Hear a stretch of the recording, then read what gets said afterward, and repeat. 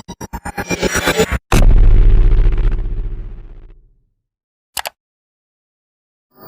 बच्चों, कैसे हैं आप लोग। आज अपना जो टॉपिक है वो वृत्त से संबंधित क्षेत्रफल है। मतलब कि ऐसे कलर जो हिस्से रहेंगे छायांकित भाग, हमें उन छायांकित भागों का क्षेत्रफल निकालना है। आपके एग्जाम से संबंधित जो इम्पोर्टेंट क्वेश्चन इस टाइप के हैं मैं उन्हें सॉल्व कराने वाला हूं। आप वीडियो पूरा लास्ट तक देखें, आपको किसी भी प्रश्न में किसी प्रकार की समस्या नहीं आएगी। जैसे देखो, ये जो प्रश्न है, ठीक है, इसमें क्या बोला गया है, 12 सेंटीमीटर भुजा वाले समबाहु त्रिभुज, मतलब कि ये जो अपना त्रिभुज है ना, इसकी भुजा 12 सेंटीमीटर है और इसका जो शीर्ष O है इसे केंद्र मान के एक वृत्त खींचा गया है और इस वृत्त की जो त्रिज्या है वो 6 सेंटीमीटर है। फिर आपको अब जो कलर हिस्सा दिख रहा है ना, आपको इस कलर हिस्से का क्षेत्रफल निकालना है। तो सबसे पहले बच्चों,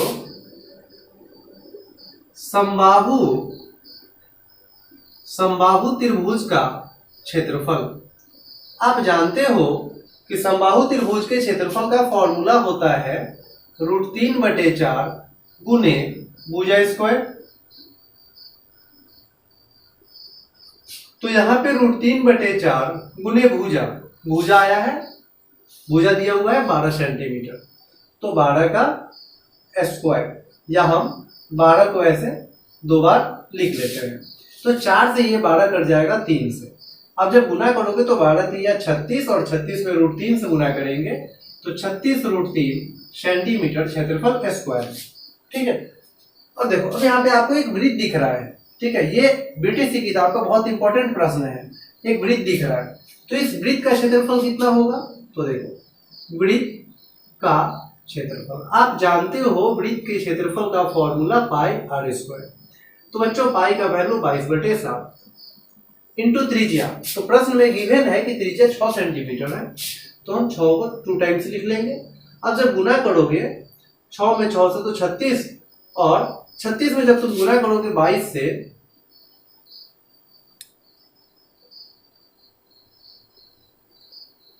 तो आपको ये 792 आएगा। ठीक है, 792 बटे में 7 सेंटीमीटर स्क्वायर। तो ये वृत्त का क्षेत्रफल है। लेकिन आप फिगर में ध्यान से यदि देखोगे तो वृत्त का क्षेत्रफल तो हम लोग पूरा निकाले हैं ना, लेकिन जो हिस्सा कलर किया हुआ है उसमें पूरा वृत्त कलर नहीं है, वृत्त का ये वाला हिस्सा खाली है। तो आखिर इस टोटल वृत्त में से हमें इस हिस्सा को घटाना होगा, तब तो ये हिस्सा केवल बचेगा।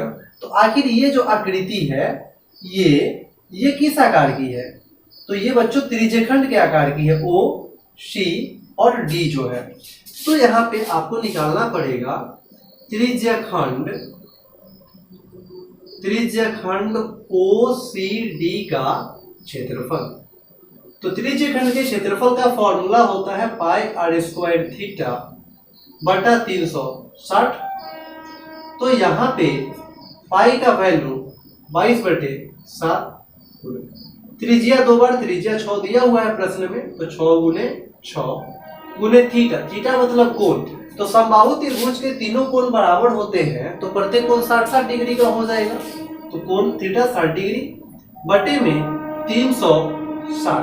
तो यहाँ 1 0 से 1 0 कैंसिल हो जाएगा, 6 से 36 6 से कट जाएगा, फिर 6 से 6 ये कैंसिल हो जाएगा।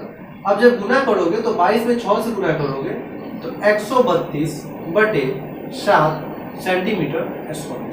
ठीक है, अब बच्चों हमें छायांकित भाग का क्षेत्रफल निकालना है। छायांकित भाग का क्षेत्रफल, तो यहाँ पे जो छायांकित भाग का क्षेत्रफल होगा, तो देखो सबसे पहले आपने क्या निकाला, त्रिभुज का क्षेत्रफल, जो समबाहु त्रिभुज है।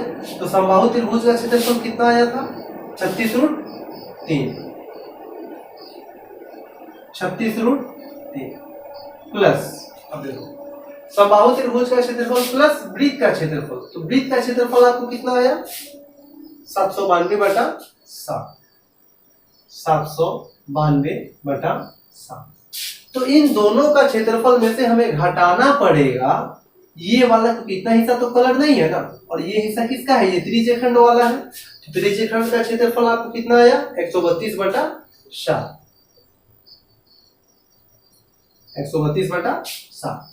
तो यहाँ पे ये 36√3 प्लस में दोनों का लघुत्तम 7 हो जाएगा एलसीएम, और 792 में जब आप घटाओगे 132 तो 660/7 सेंटीमीटर स्क्वायर, ये आपका हो जाएगा आंसर। ठीक है, यदि आप बढ़ाना चाहते हो तो √3 के जगह पे 1.73 दूर रखो, 36 से गुना करो, 660 में 7 से भाग दे करके जो आए दोनों को जोड़ दो तो आपको फाइनली आंसर आ जाएगा। ऐसे इतना पर भी आप आंसर रख सकते हो। अब आते हैं हम लोग अगले प्रश्न पे। तो बच्चों अपना जो अगला प्रश्न है वो कुछ इस प्रकार से है, जैसे कि एक वर्ग है, ठीक है, इस वर्ग की भुजा 14 सेंटीमीटर दी हुई है। तो जैसा कि आप जानते हो वर्ग की प्रत्येक भुजा बराबर होती है, तो ये सभी भुजा कितनी हो जाएंगी, ये सभी भुजा 14 सेंटीमीटर की हो जाएगी। तो आखिर अगर हमसे ये पूछा जाए कि इसका टोटल एरिया कितना होगा, तो चलो इसका नाम रख देते हैं ABCD। ठीक है, तो देखो वर्ग ABCD का क्षेत्रफल, तो वर्ग के क्षेत्रफल का फॉर्मूला क्या होता है, भुजा स्क्वायर। तो भुजा आपको प्रश्न में 14 सेंटीमीटर दिया हुआ है, आप जब उसका स्क्वायर करेंगे तो 196 सेंटीमीटर स्क्वायर हो जाएगा। फिर किया क्या गया कि ये जो वर्ग है ना, इसमें दो अर्धवृत्त बनाए गए, देखो एक ऐसा और एक ऐसा, और ये दोनों अर्धवृत्त जो है वो एक दूसरे को पी के काटते हैं। ऐसे नाम कुछ भी दे सकता है, लेकिन आपके बीटीसी किताब के अनुसार यहाँ पे पी रखा हुआ है। तो अब देखो, अब इस वर्ग में पहले तो वो खाली था, अब दो अर्धवृत्त बन गए, तो यही हिस्सा बच गया ना खाली। तो आपसे इसी छायांकित भाग का क्षेत्रफल पूछेगा कि बताओ कितना है। तो इसमें दो अर्धवृत्त बनेगा, इस अर्धवृत्त की व्यास कितनी होगी, 14 सेंटीमीटर। तो देखो चूंकि अर्धवृत्त का व्यास कितना हो जाएगा, 14 सेंटीमीटर हो जाएगा, तो अर्धवृत्त का त्रिज्या, तो बच्चों जैसा कि आप जानते हो कि त्रिज्या जो होता है वो व्यास का आधा होता है। तो व्यास 14 सेंटीमीटर है, उसका आधा कर दो तो कितना हो जाएगा, 7 सेंटीमीटर। मतलब इसकी जो त्रिज्या होगी वो 7 सेंटीमीटर हो जाएगी, इसकी भी त्रिज्या उतनी ही होगी 7 सेंटीमीटर। तो आखिर दोनों अर्धवृत्त मिलकर कितना जगह कैप्चर करेगा, तो दोनों अर्धवृत्तों का क्षेत्रफल, तो अर्धवृत्त के क्षेत्रफल का formula half pi r square. हमारे पास कितने अर्धवृत्त है, 2 है, तो हम 2 से गुना कर लेंगे, तो 2 से 2 खत्म। पाई का वैल्यू 22/7, त्रिज्या आपको 2 बार गुना करना है, तो अर्धवृत्त की त्रिज्या 7, तो 7 गुने 7, 7 से 7 खत्म। 22 में जब तुम 7 से गुना करोगे तो 154 सेंटीमीटर स्क्वायर। तो इस प्रकार से बच्चों काफी आसानी से अब आप निकाल सकते हो छायांकित भाग का क्षेत्रफल। तो पहले टोटल कितना एरिया था, 196 सेंटीमीटर स्क्वायर, उसमें से माइनस कर लो, ये दोनों अर्धवृत्त मिलकर कितना जगह लिया, 154, और टोटल पे कर दे सेंटीमीटर स्क्वायर। तो जब आप माइनस करोगे तो ये आ जाएगा 42 सेंटीमीटर स्क्वायर, और इस प्रकार से आपका ये क्वेश्चन सॉल्व हो गया। ठीक है, तो बच्चों अपना जो अगला प्रश्न है, यहाँ पे ओ वृत्त का केंद्र है। ठीक है, आपको PQ 24 सेंटीमीटर दिया हुआ है, और ये जो PR है ये आपको 7 सेंटीमीटर दिया हुआ है। ठीक है, और ये कलर हिस्सा है, आपको इस छायांकित भाग का क्षेत्रफल निकालना है कि आखिर ये छायांकित भाग है कितना। तो देखो बच्चों, सबसे पहले तो ये 90 डिग्री है, और 90 डिग्री के सामने वाली भुजा को हम कर्ण कहते हैं, तो ये तो कर्ण है।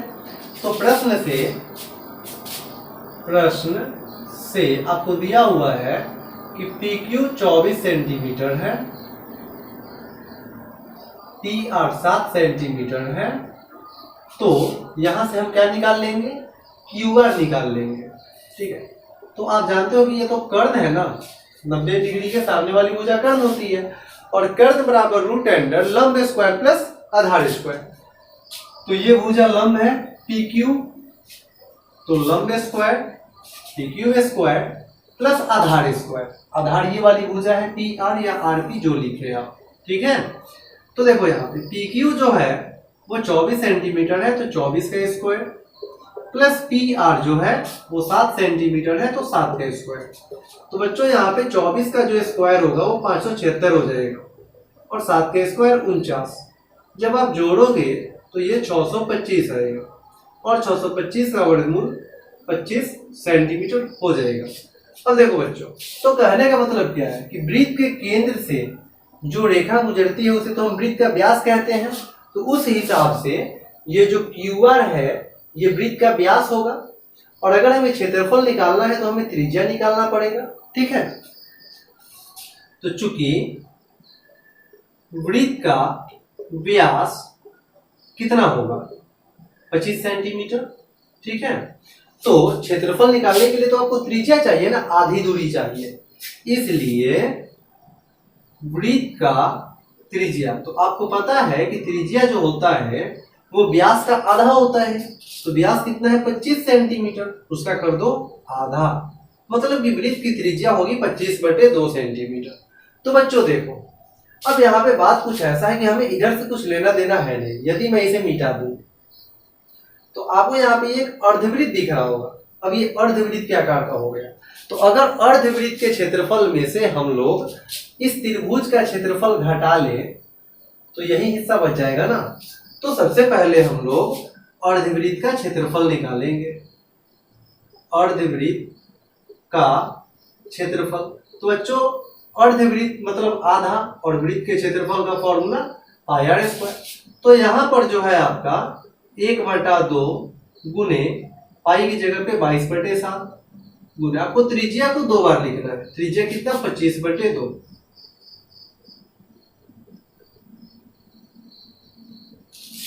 तो यहाँ पे 2 से 1 22 तो खत्म हो जाएगा 11 से। आप जब 25 में 25 से गुना करोगे तो 625, और 625 में जब तुम 11 से गुना करोगे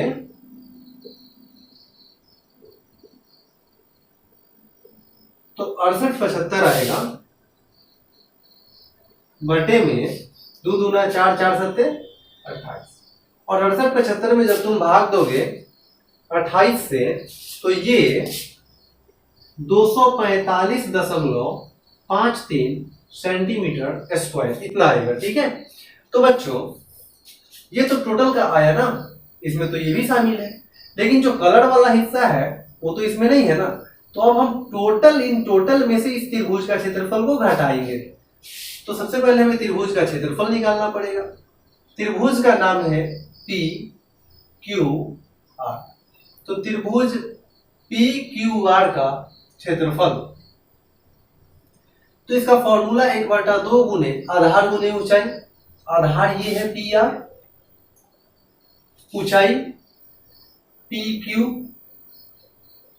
तो बच्चों यहाँ पे 1/2 गुने PR आपको प्रश्न में दिया है 7 सेंटीमीटर, PQ 24 सेंटीमीटर, तो 2 से 24 12 से कट जाएगा, और जब आप 7 में 12 से गुना करोगे तो ये 84 सेंटीमीटर स्क्वायर आ जाएगा।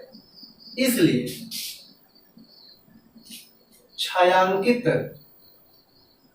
भाग का क्षेत्रफल, तो बच्चों अर्धवृत्त का क्षेत्रफल टोटल का कितना आया है 245.53, उसमें से आप माइनस कर लोगे टोटल में से इस त्रिभुज का क्षेत्रफल जो कि आया है 84, तो यही ना हिस्सा बच जाएगा जो कलर है। तो 245.53 में जब तुम घटाओगे 84 तो ये आएगा 161.53 सेंटीमीटर स्क्वायर। तो इस प्रकार से ये आपका हो गया आंसर। अब हम आते हैं अपने अगले प्रश्न की तरफ। बच्चों अपना जो अगला प्रश्न है आप इसमें देख रहे हो कि O से D की दूरी कितनी है 7 सेंटीमीटर। मतलब ये जो छोटा वाला वृत्त है ना, ये जो छोटा वाला वृत्त है, इस वृत्त के लिए तो ये व्यास हो जाएगा ना पूरा।